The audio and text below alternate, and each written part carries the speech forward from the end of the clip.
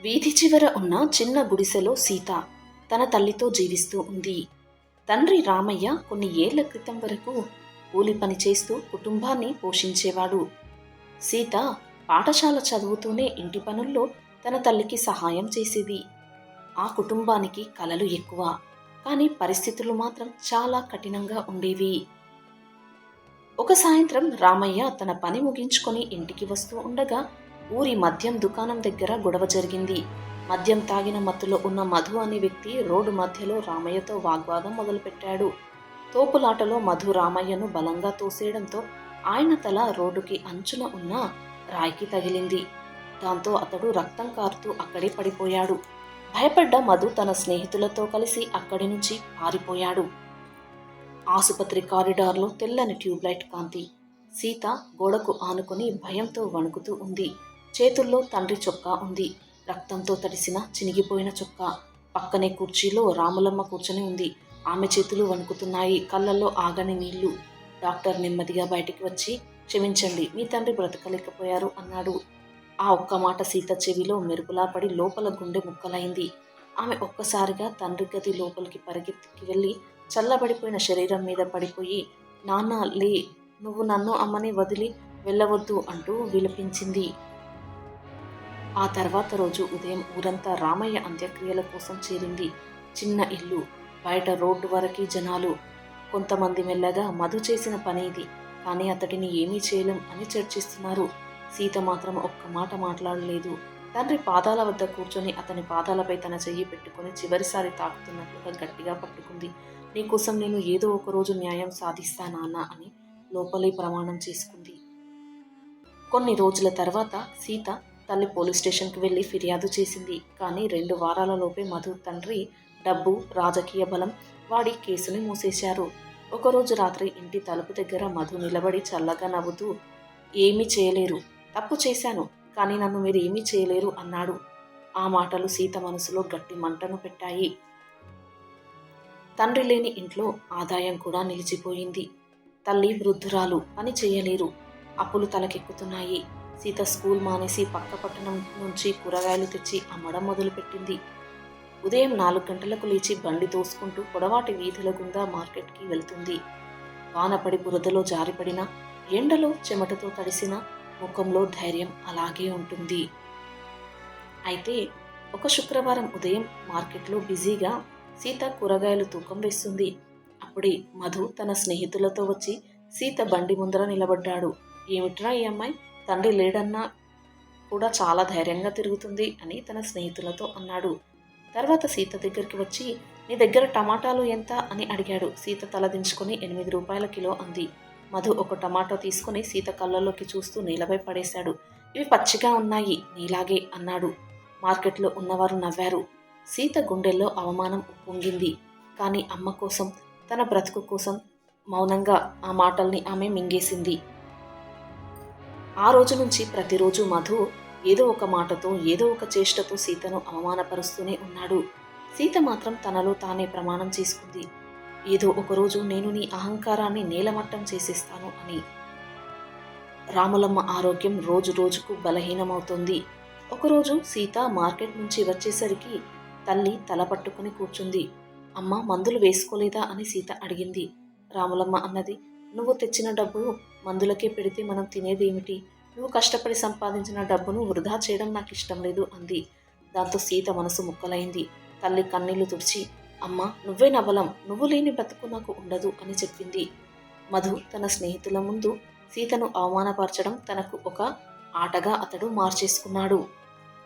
సీతమ్మ, నువ్వు కూరగాయలు అమ్మడం మాని, నేను నిన్ను నా ఇంట్లో పెట్టుకుంటాను అని బహిరంగంగా చెప్పాడు. ఒకరోజు సీత బండి దగ్గర కస్టమర్లు నిలబడి ఉన్నప్పుడు మధు వచ్చి, ఇవాళ కూరలు కంటే ఈ అమ్మాయి ముఖం ఎక్కువగా మెరుస్తుంది, ఎవరైనా కొంటారా అంటూ అరిచాడు. చుట్టుపక్కల వాళ్ళు నవ్వుతూ ఉండగా సీతకు గుండెల్లో మంటలు రగులుతూ ఉన్నాయి. వానలు పడుతున్న కాలం, ఆకాశం నల్లటి మబ్బులతో కప్పుకుపోయింది. మార్కెట్లో బురద నీరు. సీత బండి దగ్గర వర్షంలో తడుస్తూ కూరగాయలను కప్పుతోంది.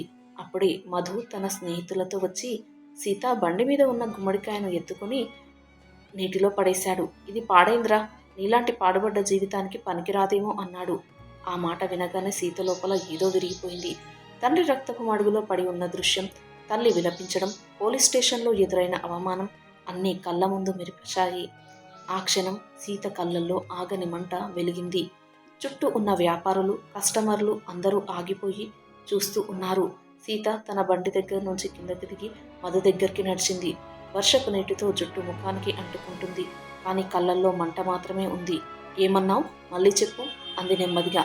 మధు నవ్వుతూ, అయ్యో కోపం వచ్చిందే, ఏం చేస్తావు, నన్ను కొడతావా అన్నాడు. ఆ ఒక్క క్షణం సీత 2 అడుగులు వేగంగా వేసి మధు కాలర్ పట్టుకుని ఒక పంచ్ గట్టిగా కొట్టింది. అతడు వెనక్కి జారి బురదలో పడిపోయాడు. జనం నోరెళ్లబెట్టారు. మధు లేచి ఏదో మాట్లాడబోతూ ఉండగా సీత అతడి దగ్గరికి వెళ్లి కాలితో ఛాతిపై నొక్కి పట్టేసింది.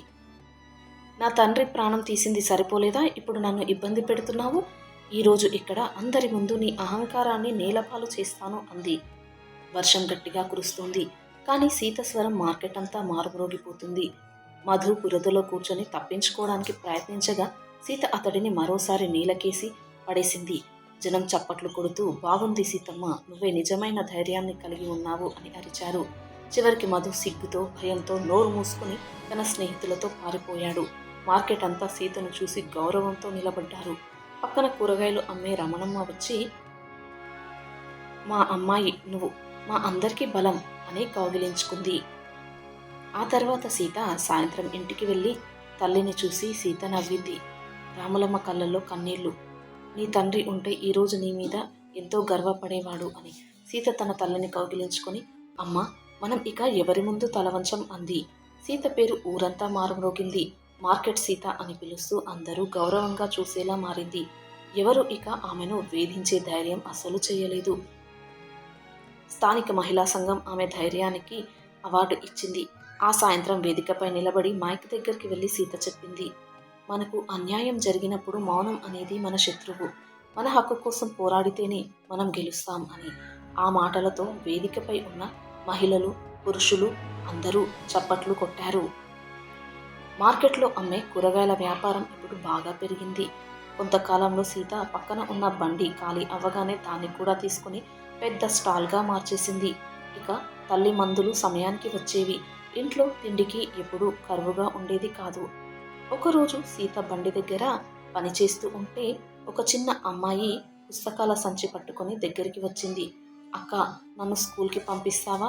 మా అమ్మ డబ్బులు ఇవ్వలేకపోతుంది అన్నది. సీత గుండె కరిగిపోయింది. వెంటనే ఆ అమ్మాయికి పుస్తకాలు ఫీజు కోసం డబ్బు ఇచ్చి, చదువు, రేపు నువ్వు ఎవరికో సహాయం చేయగలిగే స్థితిలో వెళ్ళాలి చదువుకుంటే అంది. మధు మాత్రం ఊరంతా అందరి ముందు పరువు పోయిన తర్వాత ఆ ఊరు వదిలి అక్కడి నుంచి వెళ్ళిపోయాడు. కొందరు చెబుతున్నారు అతడు నగరంలో ఒక చిన్న పని చేసుకుంటున్నాడని. కానీ సీత ఇక అతడి గురించి అసలు ఆలోచించలేదు. ఆమె జీవితం ముందుకు వెళ్తోంది. సాయంత్రం వానలో తడుస్తూ కూడా బండి తోసుకుంటూ వచ్చే సీతను చూసి ప్రజలు ఒకే ఒక్క మాట చెబుతూ ఉంటారు, ఇదే నిజమైన ధైర్యం, ఇదే నిజమైన గెలుపు అని. ఈ స్టోరీ కనుక మీకు నచ్చినట్లయితే ప్లీజ్ లైక్ చేసి సబ్స్క్రైబ్ చేసుకోండి. Thanks for watching.